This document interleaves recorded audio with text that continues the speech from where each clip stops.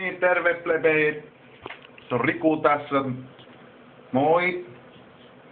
Ja tänään pelataan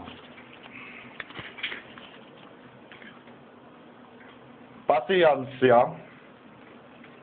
Tää on klassinen aika peli tämmönen, että monet pelaa ja mä pelaan tämän yksin pelinä nyt pelaa tätä näin niin ja no aloitetaanpa nyt sitten ja ensimmäinen siirto on, että ristijätkää, se on musta jätkä, niin se menee tuohon kuningattaren päälle.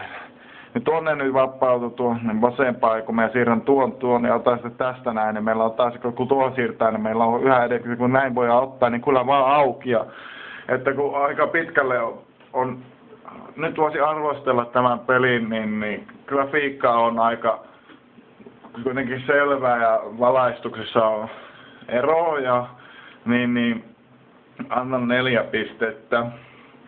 Sitten pelimekaniikasta, niin kortit liukuu hyvin ja kontrollit on aika selkeät. Annan täydet 5 pistettä ja Rikun suosittele merkki. Tämä näin tulee tälle. Ja on vielä äänet, mutta mulla ei ollut nyt äänet päällä, niin mä en niistä sano mitään. Niin sitten tämän pelin arvosana on nyt aika 9, ei kun 4,5/5, niin suosittelen jokaiselle. Tämän pelin on kaikilla varmaan koneelta löytyy. Katsokaa lisää videoita tulossa sitten ensi viikolla. Subscribetkää ja likettäkää. Riku tässä hei.